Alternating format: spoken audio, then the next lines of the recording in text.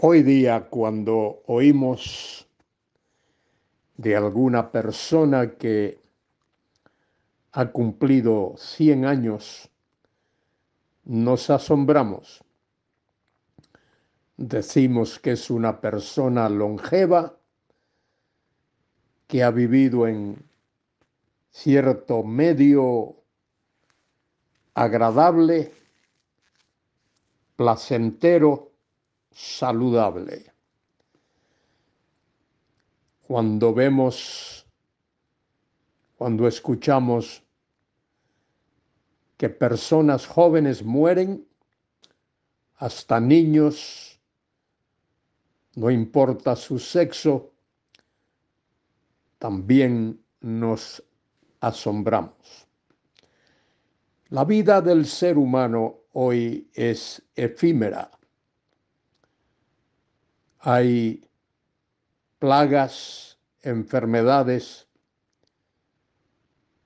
hay una civilización que marcha desenfrenadamente. El hombre no piensa mucho que un día ha de partir de este mundo. En tiempos antiguos, por ejemplo, Adán, el primer hombre creado por Dios, vivió 930 años.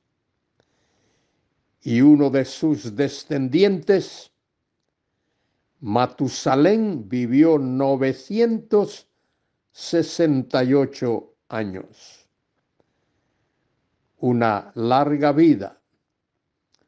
El hombre más longevo, Matusalén. A veces usamos el refrán que tal persona es más viejo que Matusalén, pero también Sed, hijo de Adán y Eva, vivió 912 años. Y Enoc, aquel hombre santo, consagrado, a quien Dios trasladó al cielo sin ver la muerte, Enoc vivió 365 años. Pero el hombre hoy no vive tantos años. La vida agitada, los compromisos, el trabajo, las plagas, las enfermedades, las guerras y muchas otras cosas impiden que el hombre viva muchos años.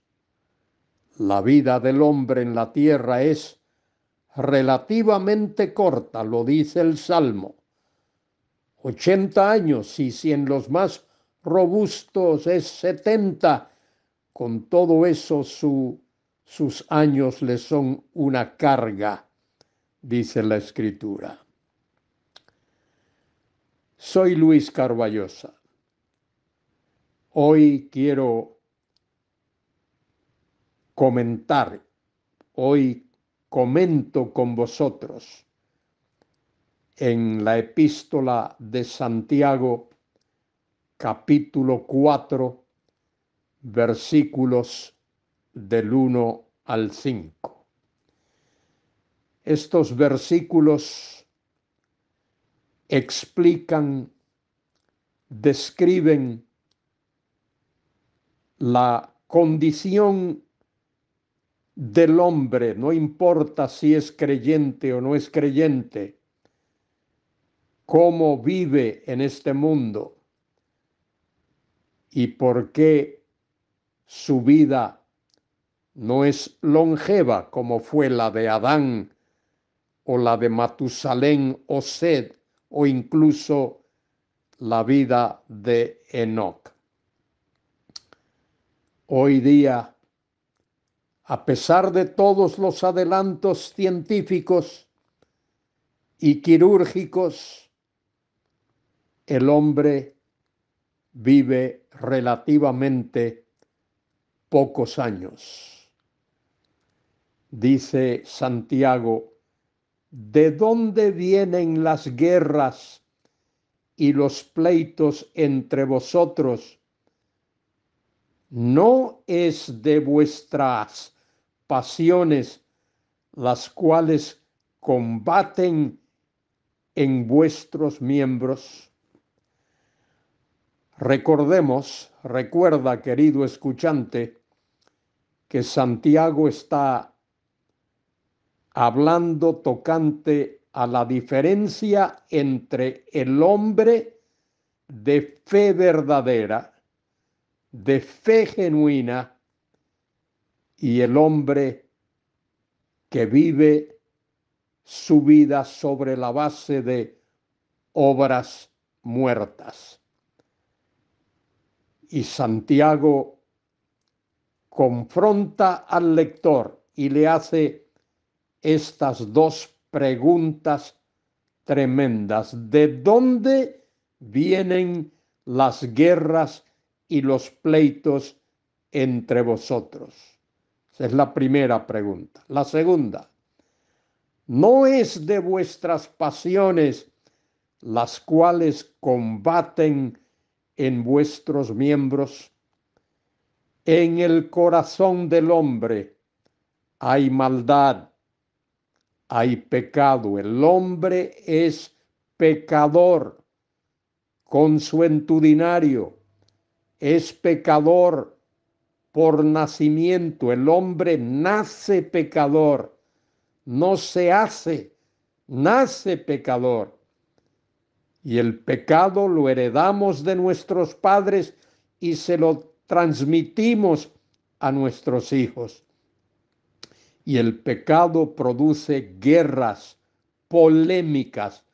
La palabra en el texto original ahí es polémicas y pleitos, discusiones, luchas entre vosotros.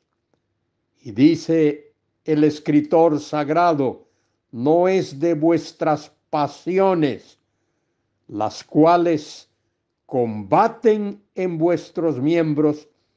En el corazón del hombre hay envidia y hay maldad y hay celos y hay contiendas.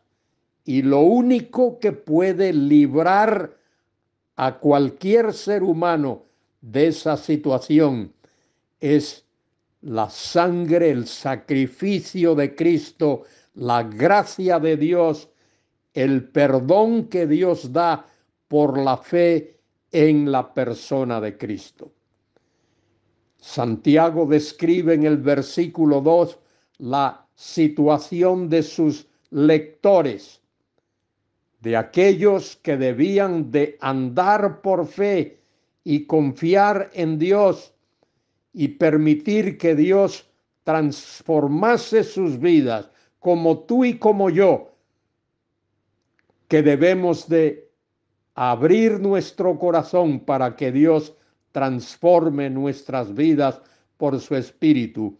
Dice el versículo 2, codiciáis y no tenéis, matáis y ardéis de envidia y no podéis alcanzar, combatís y lucháis, pero no tenéis lo que deseáis porque no pedís. La codicia, la maldad, la envidia, todas esas cosas combaten en la naturaleza humana y en el corazón del ser humano, sea hombre o mujer. Y lo único que puede curarnos de ese mal es la gracia de Dios por medio de nuestro Señor Jesucristo. Por eso es que cuando el hombre de fe viva y verdadera o la mujer de fe viva y verdadera confronta su propio corazón, su propia vida, su propia situación, el resultado debe ser una entrega al Dios Todopoderoso. Dice Santiago, combatís y lucháis, pero no tenéis lo que deseáis, porque no pedís. Y cuando pedís, pedís mal. Dice, pedís y no recibís, porque pedís mal, porque pedimos egoístamente, pedimos para satisfacer nuestra propia naturaleza y nuestros propios instintos y nuestros propios deseos y deleites, dice Santiago, para gastar en vuestros deleites. Qué terrible es que alguien ore a Dios y pida a Dios cosas, pero lo que pide a Dios sea para gastar en sus propios deleites, en sus propios placeres. Santiago dice en el versículo 4, oh almas adúlteras. Ahí está utilizando esta expresión de manera metafórica, no que aquellos creyentes estuviesen viviendo en adulterio físico, estaban viviendo en adulterio espiritual, estaban viviendo de espaldas a Dios, profesaban ser cristianos, pero sus vidas no reflejaban la vida cristiana, la obra del Espíritu Santo. Dice Santiago, ¿no sabéis que la amistad del mundo es enemistad contra Dios? Ahí la palabra mundo se refiere al sistema mundial. El mundo tiene un sistema, el sistema mundial. Hay un mundo de personas, de hombres y mujeres, como tú y como yo, que viven en este mundo. Dios ama al mundo en ese sentido. Dice Juan 3:16, porque de tal manera amó Dios al mundo que dio a su Hijo único para que todo aquel que en él cree no se pierda, mas tenga vida eterna. Dios ama al mundo de hombres y mujeres como tú y como yo. Dios te ama y Dios me ama. Por eso Él te perdona y me perdona. Pero aquí Santiago se está refiriendo al sistema mundial, a ese sistema que es controlado por el mismo Satanás, el mundo del mal, el mundo del pecado, el mundo de la perdición, el mundo de los homicidios y de los hurtos y de las inmoralidades. Dice allí Santiago, ¿no sabéis que la amistad del mundo es enemistad contra Dios? La amistad de ese sistema mundial es enemistad contra Dios. Cualquiera, pues, que quiere ser amigo del mundo, de ese mundo como sistema, de ese mundo de inmoralidad y de maldad y de pecado, el que quiere ser amigo de ese mundo se constituye en enemigo de Dios.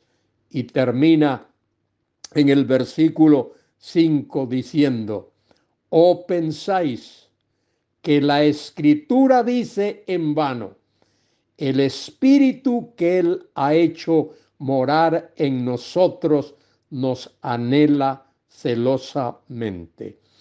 Querido hermano, querida hermana, en el instante, en el momento en que pusiste tu fe en Cristo, en ese mismo instante, la persona del Espíritu Santo vino a morar en tu vida, vino a vivir dentro de ti para señalarte la comunión con Dios y para enseñarte esa comunión diaria.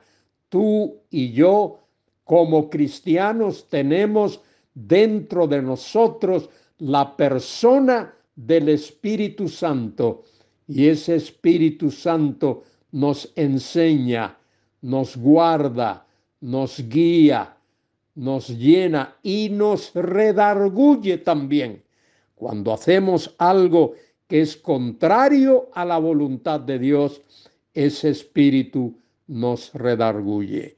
Querido hermano, querida hermana, alcemos nuestros ojos al cielo, tú y yo, ahora mismo, querida hermana, querido hermano, alcemos nuestros ojos al cielo, clamemos a ese Dios todopoderoso, pidámosle que Él nos libre de este mundo de pecado, de maldad, de injusticia, y pidámosle que Él nos ayude a vivir una vida santa delante de Él, perdonando a quienes tenemos que perdonar, animando a los que tenemos que animar y por encima de todo, proclamando el evangelio de la gracia soberana de Dios. Que Dios te bendiga en este día y te ayude a andar con Él en comunión íntima con Él y separado del mundo de pecado y de injusticia. Amén y amén.